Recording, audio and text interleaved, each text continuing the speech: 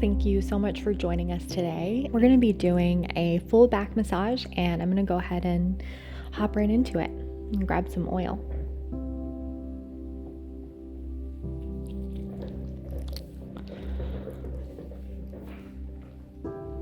So more often than not, I would usually start with some compressions, but I think I'm just going to go right in with the oil.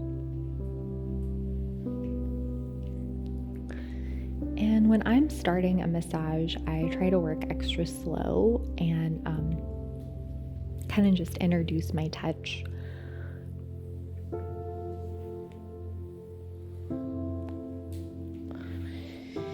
And just making sure that there's plenty of oil where I'm going to need it so that I can keep my hands on my client as much as possible.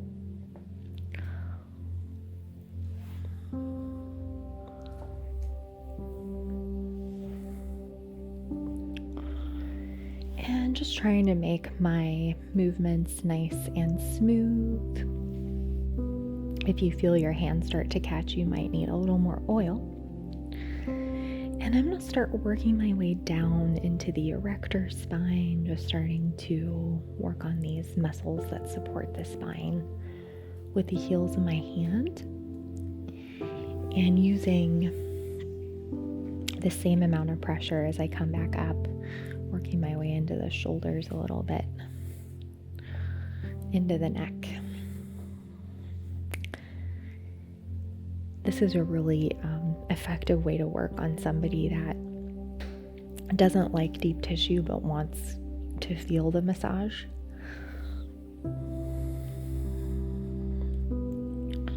Sometimes when you work excessively light, you don't really accomplish much in the soft tissue. So just using medium pressure. But super light can be really effective for just relaxing if that's what you're after. And what I'm doing now is I'm just going in with my soft fist, and this is actually my favorite way to work the erector spine. And moving into the SI joints a little bit and really just creating more space in that low spine and the hips. And you can do this as much as you want. It usually feels really, really good to your client. Right now, I notice that I'm hunched over, so I'm going to reposition my body. Just make sure I'm using healthy body mechanics as I work.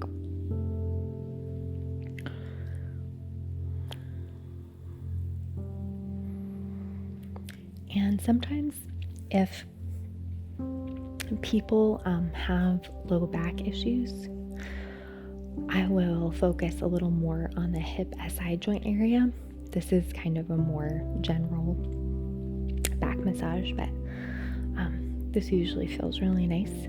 So you can run one hand along the erector spine and kind of move into that SI joint area with the heel of your hand and work your way into that outer hip flexor. It's just a really nice combination of techniques in one movement. It does take a little while to feel like you're doing it somewhat gracefully.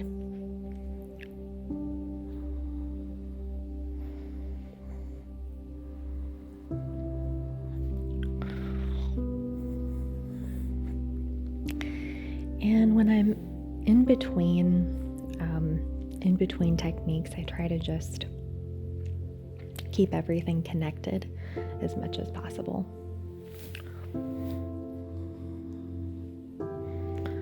Yeah, so just working along that erector spine, and you get closer to that SI joint, you want to turn your hand.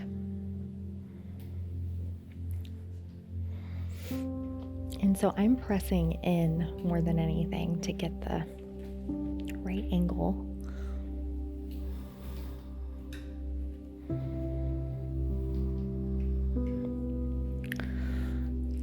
can feel really nice to kind of combine a little more detailed work in this area.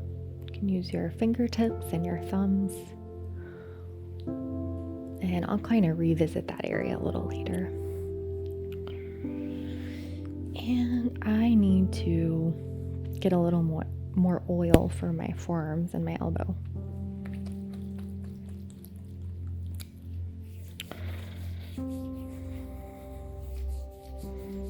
So I'll usually take my hands off of my client, maybe 2 or 3 times in a session, but I try to keep it minimal.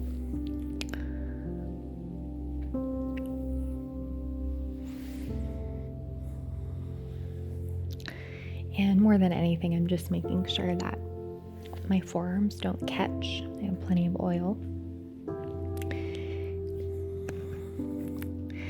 So when I go into this position working with my elbow more, I widen my stance just to make sure that I'm working from my core more. And I have a lot more control over my movement with a wider stance as well.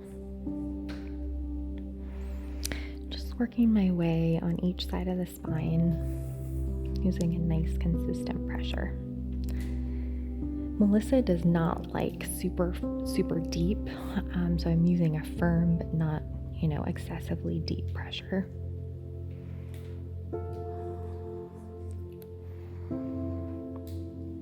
And if you wanted to,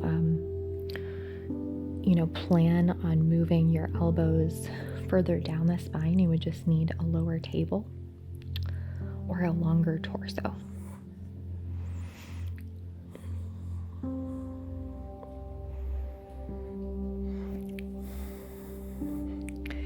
And I'm going to start working my way down this left side with my forearm.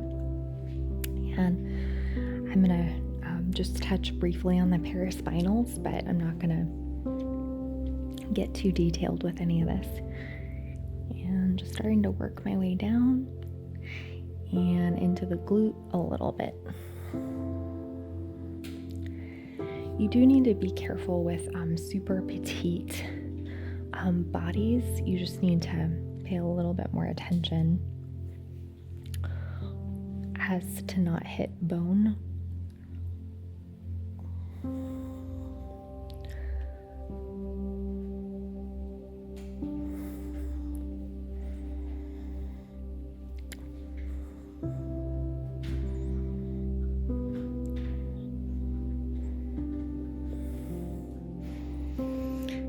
And again, just working with a wider stance because I'm lower to the table. So starting to work my way up with my opposite elbow.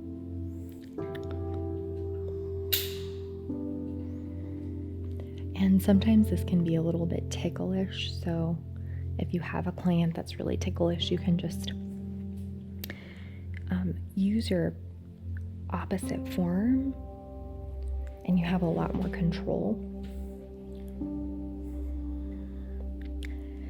This is really good if you have a client that is especially stressed or feels anxious. The broader pressure can feel really reassuring.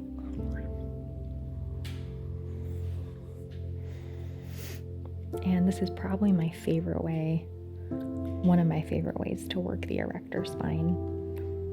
Just find it to be really effective.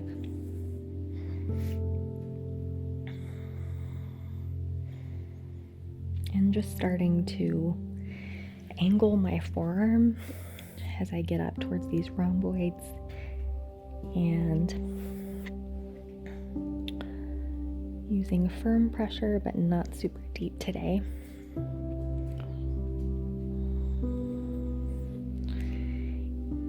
Inevitably, you will need to hunch over a little bit when you're working, but just that wide stance helps a lot.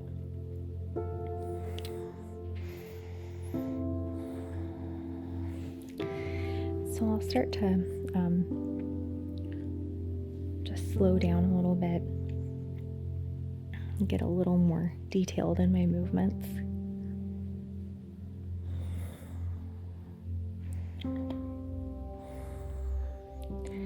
if you feel your client kind of resisting or starting to fight the pressure, then you know you need to lighten up a bit.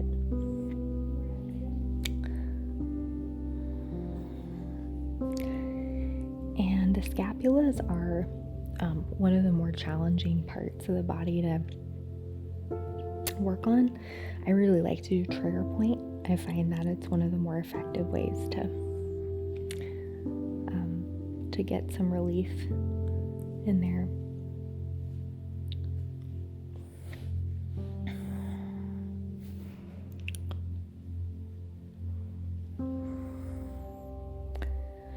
And not getting too detailed today, and just really focusing on the whole back.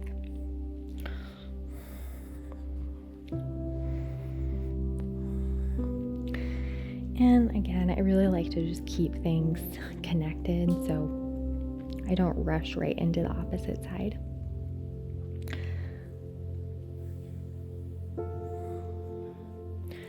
And this is also a way for me to kind of scan from right to left and see how things may have shifted or what kind of work I need to focus on.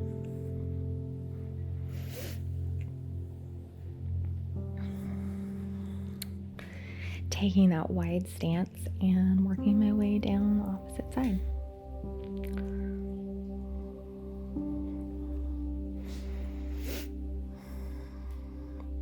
I really love forearm work. It's actually like probably my favorite way to work. And I find that it saves me in a lot of different ways. Just have a lot more endurance. So when you're working on a client that is more petite, you want to use your forearm more than your elbow. You want to use a broader surface area when you're working. So I'm kind of stopping right before I get to my elbow.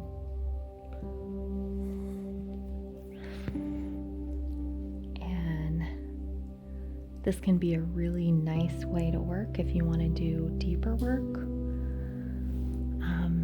But if you have a client that's ticklish, it can be a little challenging.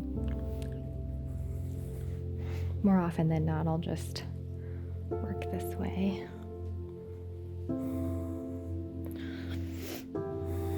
And again, you just have a lot more control.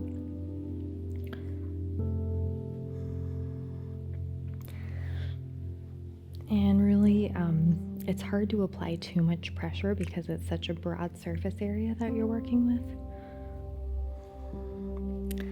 But as I get up towards the rhomboids and scap, I'm going to start using less surface area and just being a little more mindful of how much pressure I'm using.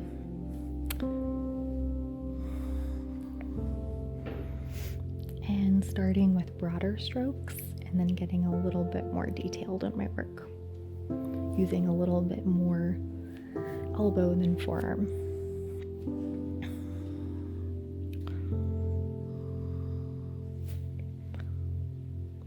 So what I'm doing is I'm angling my forearm so as to work these muscles along the spine safely and effectively.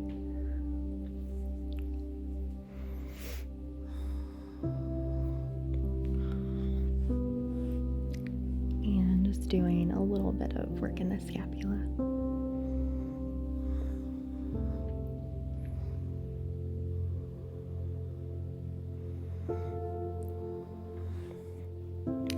And this really does require a good bit of concentration.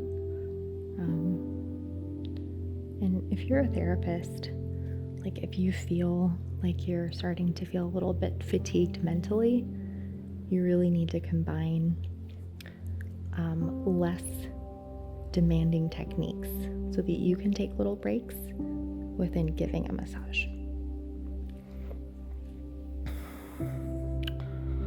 And that's also a reason that I do, this just requires less concentration.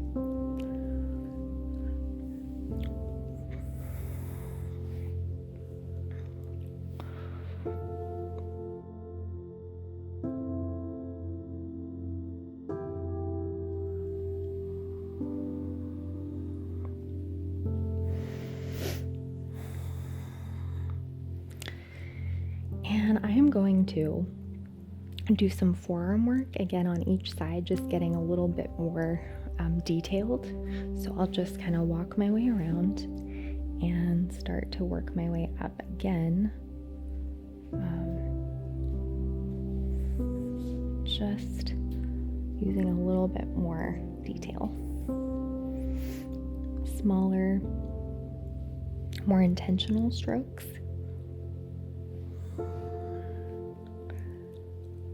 And to me, this is a lot easier and more effective than using my thumb or my hands.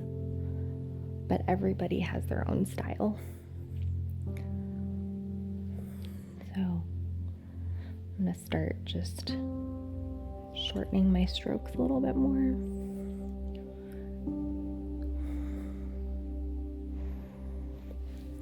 And one last run up this erector spine, just making sure that gets the attention that it needs.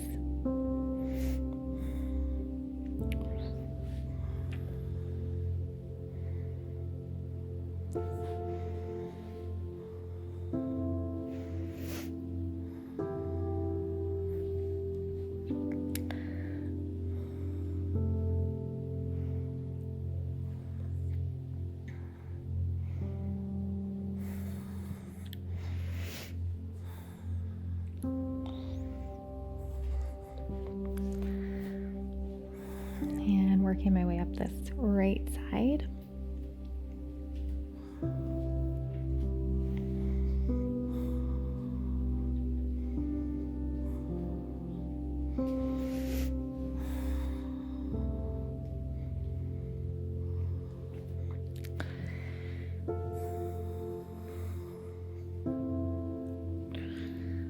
And the reason that I'll usually do this 2 times on each side, and one of the reasons is that when you start to do deeper, more detailed work, your client already knows like where you're headed, and the muscles just have a way of being more responsive when they're not caught off guard. And plus, I will have worked on the soft tissue and I can finally start to move a little bit deeper.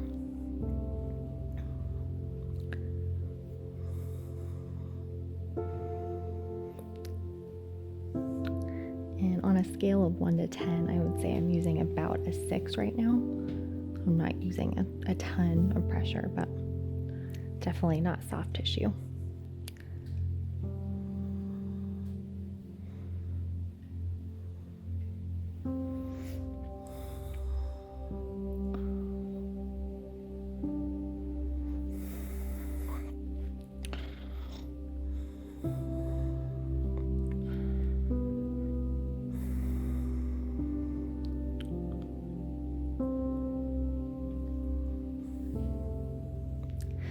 I'll usually end any type of back massage that I do with just stimulating this fascial connective tissue a little bit more, just by running my 2 fingers along the spine and kind of stacking my hands just so I can offer enough pressure to be effective.